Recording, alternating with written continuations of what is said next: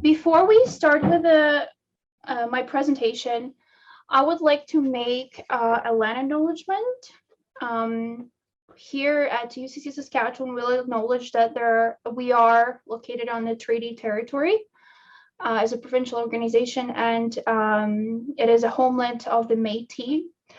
And we pay our respect to the First Nations and Métis ancestor of this place, and we reaffirm our relationship with all peoples for whom Canada is home. So now I would like to introduce myself for those who are seeing me for the first time. My name is Uliana Bolana, and I'm a Language Services Coordinator at the Ukrainian Canadian Congress of Saskatchewan. And I am responsible for coordinating English for Employment program, and as well as translation and interpretation services. I obviously do have a Ukrainian background. I immigrated to Canada when I was 18, and I'm proud to call Saskatchewan my home, my second home.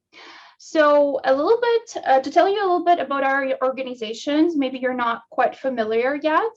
So Ukrainian Canadian Congress of Saskatchewan, or UCC Saskatchewan for short, is a provincial, cultural, and non-profit organization that provides programs and services for the Saskatchewan community. So we have a volunteer board of directors, as well as over 155 member organizations across Saskatchewan. And we engage in a variety of programs and services, and sometimes projects, which include settlement services, English language training, like this one, translation and interpretation, like I already mentioned, volunteer recognition, cultural development, historical awareness and education, and intercultural networking. So that's a little bit about UCC Saskatchewan. And now let's start with our info session for today. So first of all, I would like to, explain to you the main objective of the English for Employment program. The main objective is to help newcomer clients adjust to the Canadian work environment, and while improving their English language skills, right? So here we kind of see the list of what is E4E about. So the E4E program assists newcomers to Saskatchewan to develop English language skills and knowledge of Canadian workplace culture, I already mentioned. Our participants improve their English language skills, allowing them to function safely in the Saskatchewan labor market. The E4E participants connect to the broader community and social networks. Participants find and retain employment that is compatible with their training, knowledge, skills, and experience. And lastly, our participants are aware of information resources, tools, and any services in the community to support their transition into the workplace. So that's what E4E is all about in short. Let me know if you have any questions along the way, or let me know if I'm talking too fast. I'll consider slowing down. All right, so now we're going to take a look at our curriculum, the E4E curriculum. So the E4E curriculum is actually based on the Workplace English Language Curriculum Guide, the only and the first version that we have, which was developed back in 2010 by the Ministry of Career and Immigration Training, as they saw the need of some sort of kind of standardized curriculum that will help enhance English skills and workplace knowledge to all of the newcomers that are coming to Saskatchewan. Our curriculum is divided into 6 modules in order to guide learners towards choosing your achievable and practical learning outcomes. And obviously our instructors are there to guide you learners towards such outcomes within each part of the program. So now we're going to take a look at those 6 modules that I just talked about. We have module 1, which is more of an introductory module. Here you will we will learn about what is the course going to be about, and you'll do some personal introductions, as well as your instructor will do your needs assessment. And this is where you're also going to set your goals. So you'll do some goal setting. You'll set your English language learning goals, as well as your employment goals. In module 2, you will learn about workplace communication and everything related to kind of following oral and written instructions at work, and whatever is included in that module. Module 3 will be about occupational health and safety, so kind of learning about safety standards in the Saskatchewan workplace. Module 4 will be about labor standards and human rights code. You will learn about Saskatchewan labor standards and the Saskatchewan human rights code. In module 5, workplace culture, you will be learning about a culture in the, I guess, a Canadian workplace culture. And finally, in module 6, you will be able to learn how to prepare a resume, create your own cover letter, how to prep for the job interview, and so on. Any questions about the modules so far? No? Perfect. Okay, let's move on. Also, I would like to stress the foundations of the curriculum that I've just mentioned.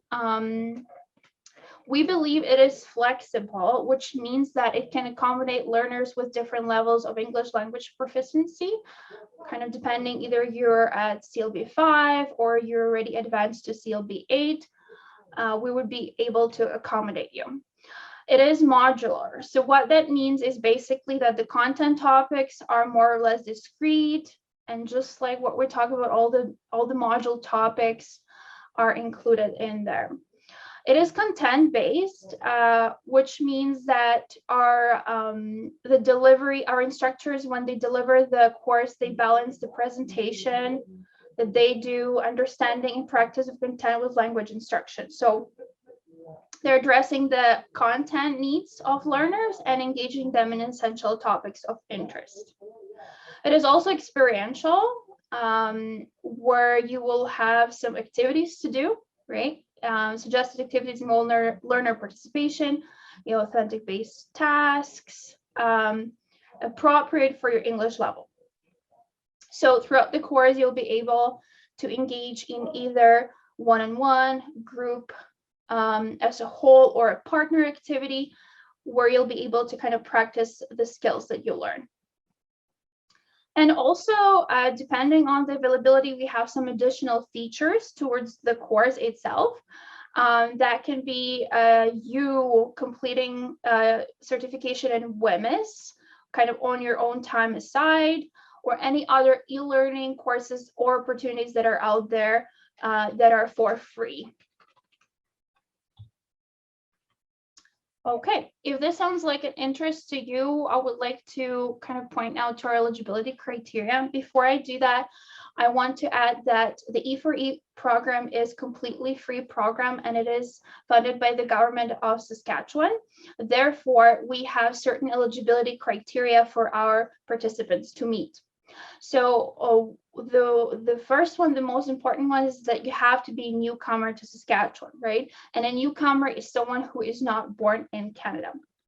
You have to be at least 18 years of age or older, of course. You have to be either a temporary resident with a work permit. It could be a permanent resident, or maybe you're just like a recent Canadian citizen. You maybe in your situation, you're either unemployed, or maybe you're employed but with fewer hours that you would like to have, or maybe you're employed full-time but you're not able to practice in the occupation that you're actually received back in your home country, right? Another eligibility criteria is about our learners who actually have a goal of finding suitable employment, or if you already have one, maybe increasing your hours of work, and and so on. And finally, to meet that eligibility criteria, you'll have to have at least CLB 5. So usually you would have you should have been assessed according to the Canadian language benchmark, the CLB. And as long as you have CLB 5, you are a great candidate. Now, in the past, we had our participants who had lower CLBs. So that is also, I guess, doable. But the reason we ask for that minimum CLB 5 is because we want you to fully comprehend the material. Okay, any questions on eligibility? We will have a section later on in the presentation where I'll address some frequently asked questions, and then you'll be able to also ask any of your questions that you might have. Great, the registration process. I know some of you already registered. That's great. Some of you haven't yet. So just to kind of stress the registration process, and I tried to break it down nicely so it's easier for you to follow. So first of all, you probably maybe saw a poster somewhere in social media, or maybe a friend of yours mentioned to you about the program, or maybe the Newcomer Welcome Center that you went to mentioned about, or it provided information to you about the E4E program. So if you're interested, the first step you have to do is to contact me, the language services coordinator, and express your interest. And what I usually do, it's either over the email or over the phone. I'll ask you a few screening questions just to determine or confirm your eligibility. The next step is completing registration forms, and that's quite I guess, time-consuming, I'd say, process, because you will have to complete 2 different registration forms. One is our internal form, which is called client intake form, and the other one is the form from the government of Saskatchewan, which is now called career services form. As well as you will also have to read, sign, and date the general policy, which you see in the step 3, agree and sign the gap. So once you've completed all that paperwork, you can kind of proceed for the step where you will have to secure your textbooks. And basically what you do for that, you just place your security deposit by either check, cash, credit card, or e-transfer, depending. If you're in Saskatoon and you can stop by, you can do it by cash or check. But if you're outside, it's usually the e-transfer that we're receiving. That deposit for the textbooks is fully refundable at the end. So do not worry, your money are not going to go, we're not going to keep them. The reason we ask for that deposit is because in the past we ran into problems where textbooks were lost, damaged, never returned, and so on, and we rely on those textbooks for each term.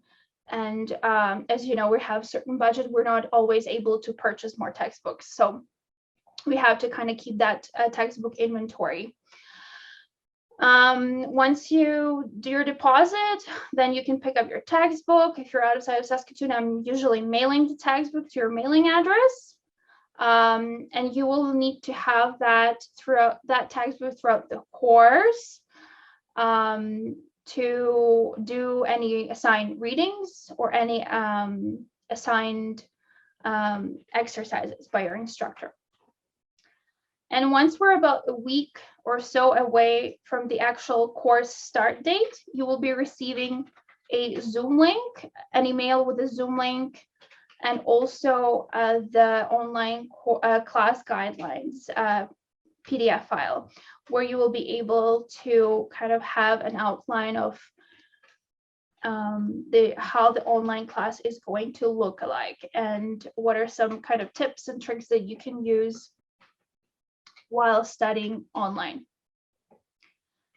So that's the process. I hope I was able to kind of break it down and make it more clear. But if you have some questions, go ahead and either raise your hand or unmute yourself.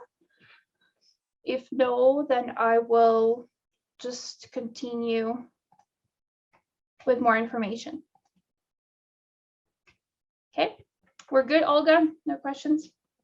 No questions so far. Just one participant had to disconnect due to some audio problems, but I hope that she'll come back. Okay, sounds good, hopefully. Okay. Now let's assume you're registered for the upcoming fall term. You would probably want to know what to expect. So for the past, I guess, a year and a half, almost 2 years, we started offering the English for Employment course online, right? And it's due to pandemic and other reasons. So the course delivery is primarily online through Zoom platform, and I'm pretty sure all of you are by now familiar with Zoom. It's really easy and user-friendly.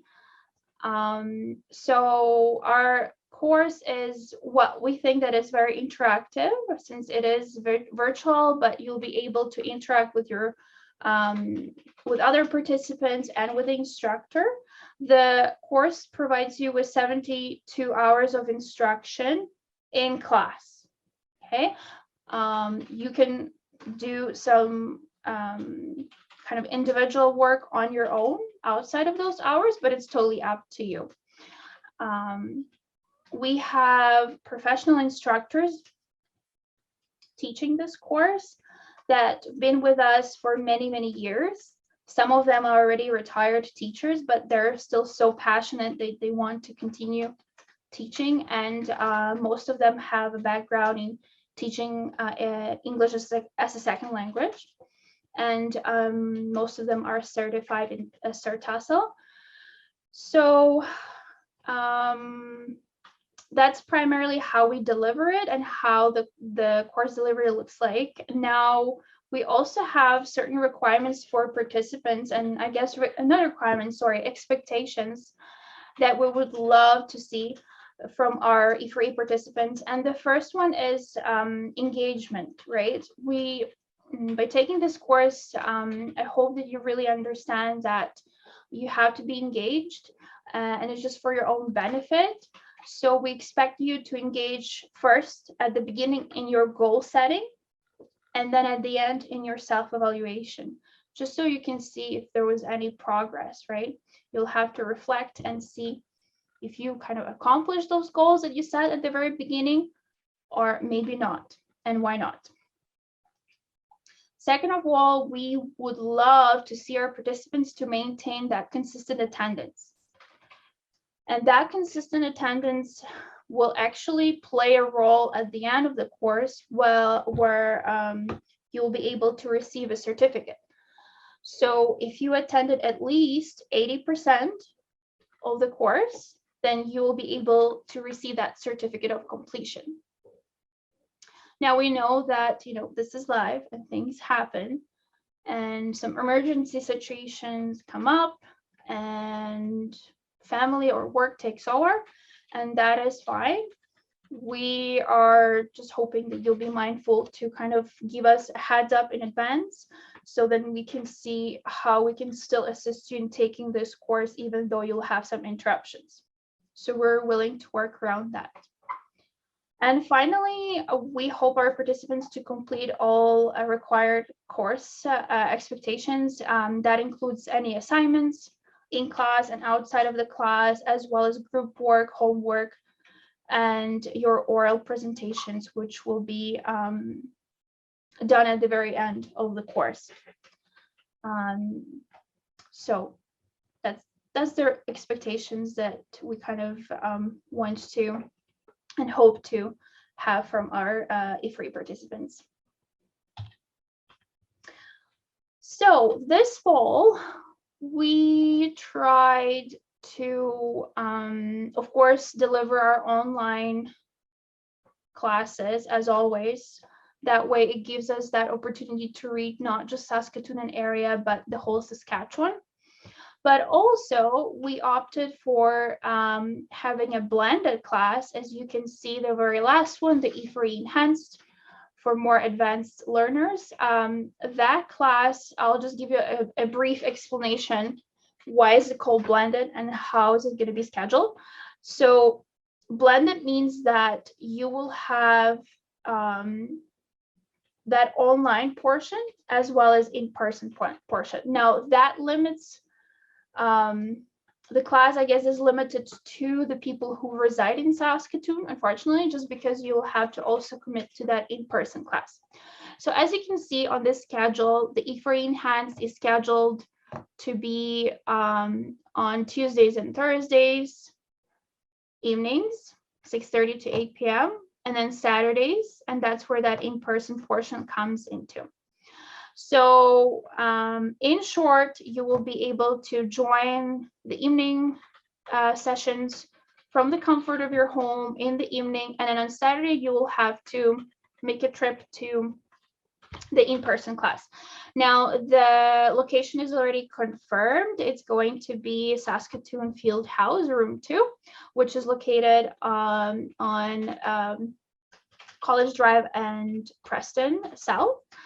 And that course starts September 21st and runs all the way to December 11th. So for those who are in Saskatoon and you feel like the class will kind of fit your CLB levels, then go ahead and let me know if you have any questions about that course and we can go from there. For the rest of the people interested in taking online courses, you will still have 2 options: the E4E Standard and the E4E Intensive. There will be both virtual. They just have slightly different schedule. The Standard will be the afternoons every Tuesday and Wednesday, starting September 14th, and the Intensive will be mornings of Tuesday, Wednesday, and Thursdays, also starting September 14th. The only thing I want to mention is the Intensive class is usually kind of like a multi-level, kind of a mixed class where we have learners also kind of on the scale from 5 to 8. So don't worry if you feel like, oh, I'm 7 and it looks like intensive will still be 5, but it's 5+, so it will go all the way to 8. And as long as the schedule fits your needs, that's great. And some of you already registered and picked your classes, so that's great. It's kind of like a refresher for you. Okay, so that's the schedule for the fall term. Now let's move into those frequently asked questions that I usually get from my clients. And the most, I guess, frequent one is about the CLB level. It sounds like this: how can I get assessed for English proficiency?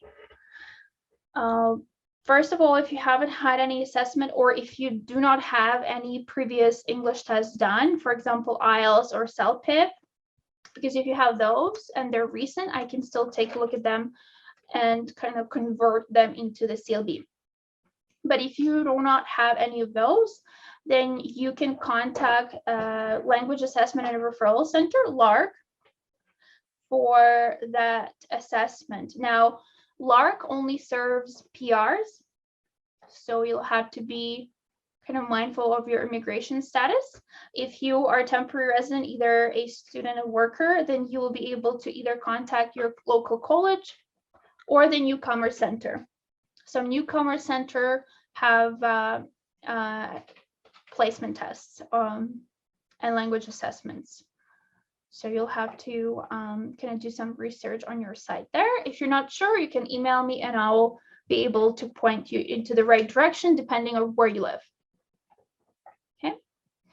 Now, another question that I received in the past is about an international student who was interested in taking those course, but they're only allowed to work part-time, and so they were not sure if they fall under that eligibility.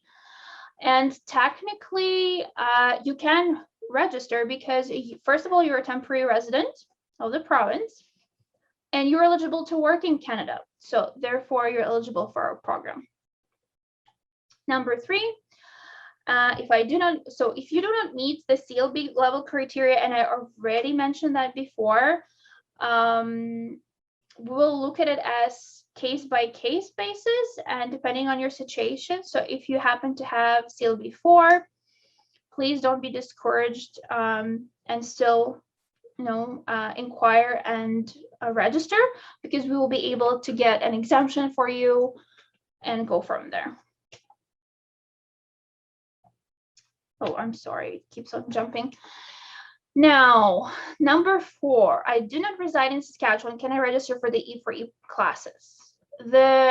Unfortunately, the answer is no to this question, is because, as I already stressed, this program is only offered to newcomers to Saskatchewan because it is funded by our province, by the Ministry of Immigration and Career Training. So, of course, they would like to invest in newcomers to Saskatchewan and not to other provinces. So if you are residing in Saskatchewan, you can apply, but if you're moving or planning to another province, you might not be able to take this course. Number 5, I do not have a computer or a laptop. Can I use my iPad, tablet, or phone to join the classes? And so this is a very common question that I get asked, and I understand that not everyone has other devices rather than maybe your iPad. However, we really recommend for you to use either a laptop or a computer, just for a better learning experience, okay? Phone is not going to work when you're having a presentation or a guest speaker sharing a PowerPoint, or your instructor sharing a PowerPoint, or if you have a group activity and if you are in a breakout room on Zoom, you'll just not be able to participate fully. And sometimes the features of mobile apps are Zoom mobile app is limited. Those features are limited. So for the better learning experience, we recommend you to use at least a laptop. Okay. And then regarding the textbooks and the deposit, I understand that sometimes people are concerned with, placing that deposit, but it's just kind of our security also. And you have to have access for the E4E textbooks during the course, because your instructors will be assigning you some tasks and readings. So it is very crucial to have that textbook, right? And once again, it will be fully refunded. So technically, you're not losing that money. And lastly, about the certificate, and as I already mentioned, depending on your attendance, if it's successful, if you pass that 80%, then yes, you will receive a certificate, as well as your progress report card, which will outline all the modules that you completed in the course. So those are the frequently asked questions. Now I am open to your questions. And I'm going to ask Olga to check.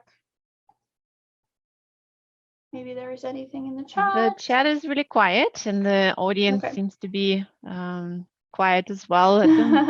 Don't be shy. Just unmute. If you're too shy to talk, just type it in the chat, and Olga will read it out.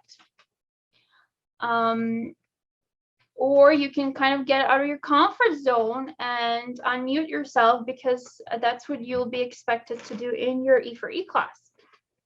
So you can have a little practice right now. Maybe I can set an example and put the video on. Oh yeah, hey guys. I think the presentation was pretty comprehensive, so maybe the questions were already answered.